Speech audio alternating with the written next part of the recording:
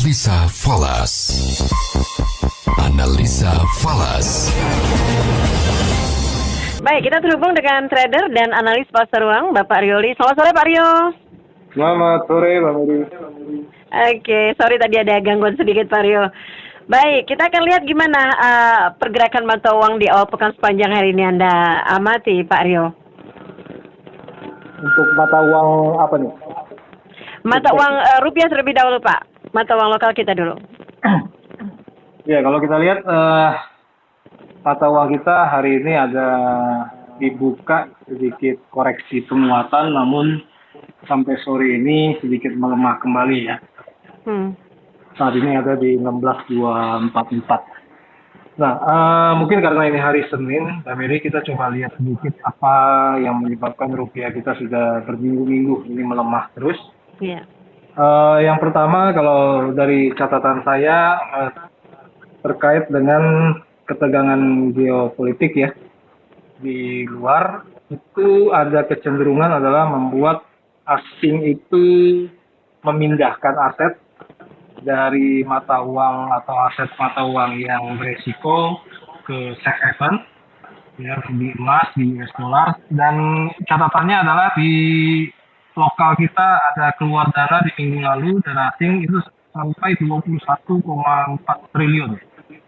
Ya, saya kira ini salah satu faktor yang menyebabkan rupiah kita melemah. Kemudian yang kedua adalah data inflasi dunia yang kita tahu bahwa ada rencana bank-bank sentral dunia itu tadinya itu mau memangkas suku bunga. Namun dengan catatan inflasi yang berjalan ya sampai dengan hari ini kita lihat pelemahan atau penurunan inflasi itu tidak signifikan dan cenderung ada kenaikan. Dan hal ini efeknya apa? Efeknya adalah mungkin akan ada penundaan atau sedikit melambat agresivitas untuk menurunkan suku bunga, sehingga menyebabkan interest dari mata uang asing itu masih cukup menarik. Saya pikir ini faktor yang kedua ya dari eksternal yang menyebabkan rupiah kita kecenderungannya adalah melemah.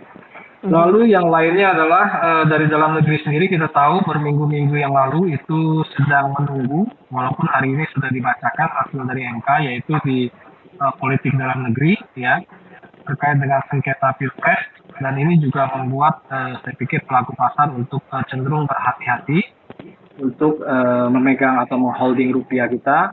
Plus kalau kita lihat terakhir secara global, memang kondisi perekonomian ini terlihat juga dari misalnya penjualan kendaraan dan lain sebagainya itu menunjukkan angka yang kurang begitu baik, artinya akan ada kecenderungan slowdown di ekonomi global, dan ini juga merupakan salah satu faktor. Nah, dari sekian banyak faktor yang menyebabkan rupiah kita melemah, tentunya pertanyaannya selanjutnya cenderung seperti apa ya? Nah, kalau untuk minggu ini saya melihat mungkin rupiah kita ada potensi untuk terjadi koreksi dari pelemahan yang sudah 1, 2, 3, 4, 5, 6 ya. Sudah 6 minggu berturut-turut. Saya pikir minggu ini punya potensi untuk terjadi koreksi penguatan.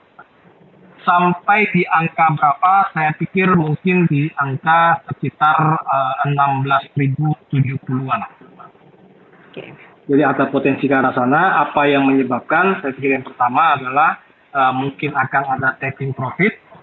Lalu yang kedua, kondisi dalam negeri ini sudah sedikit lebih stabil. Kemudian di Amerika, untuk data terakhir itu tidak terlalu strong, walaupun secara akumulasi data kondisi Amerika itu masih cukup positif. Tapi ada kecenderungan mungkin akan ada koreksi juga untuk penguatan US dollarnya, sehingga pelemahan US dollar saya kira mungkin bisa dimanfaatkan oleh rupiah kita untuk terjadi koreksi penguatan. Saya pikir itu materi. Oke. Sementara untuk hard currency, beberapa mata uang kuat lainnya, gambaran hari ini seperti apa perdagangannya, Pak Rio? Ya, kalau untuk mata uang hard currency seperti Euro, Japanese Yen, kalau saya secara personal masih melihat ada potensi bearish, ya, potensi penurunan. Karena beberapa data terakhir khususnya euro dan sterling itu tidak menunjukkan satu kondisi perekonomian yang cukup baik di negara masing-masing ya. Misalnya di Inggris itu minggu lalu laporan data tenaga kerjanya itu tidak begitu baik. Lalu data inflasi di Eropa juga dari 3,1% itu menjadi 2,9%. Nah, atas dasar ini kalau menurut saya untuk hot currency minggu ini atau beberapa hari ke depan saya lebih cenderung untuk melihat bearish. Dan yang cenderung bullish atau mungkin akan bisa terjadi kenaikan adalah mata uang safe haven seperti yen Jepang, kemudian Swiss franc, dan US dollar sendiri ya. Mungkin setelah pelemahan di awal minggu, akhir pekan saya pikir USD akan cenderung menguat kembali. Tapi di luar itu, saya masih melihat potensinya adalah bearish untuk beberapa mata uang high risk seperti sterling dan juga euro. Oke, jadi rekomendasi secara umumnya gimana, Pak Rio? Rekomendasinya untuk mata uang yang cenderung high risk seperti euro, kemudian sterling, kemudian Aussie juga, saya cenderung untuk sell. Kemudian untuk mata uang yang cenderung safe haven seperti Japanese yen, kemudian Swiss franc, dan US dollar, saya cenderung buy. Plus, kalau gejolak Timur Tengah sedikit menghangat kembali, bisa diperhitungkan untuk mengambil dolar Kanada, karena ada potensi mungkin harga minyak bisa mengalami kenaikan. Saya pikir itu. Baik. Terima kasih banyak Pak Rioli, waktunya untuk Fast FM. Selamat melanjutkan aktivitas, selamat sore, sukses selalu Pak Rioli. Sama-sama. Mitra bisnis, segala bentuk investasi memiliki resiko. Untuk itu mitra bisnis, pahami resikonya sebelum berinvestasi. Jadilah investor yang bijak.